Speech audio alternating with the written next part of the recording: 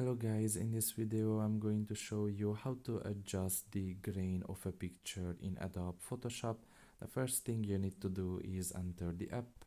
Once you are done with that and you are in the home page, you can just press on a picture,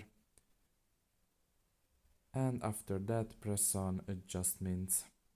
Now press on grain, and here you can adjust the grain of the picture. You can swipe to the left or to the right, and you can just manage it.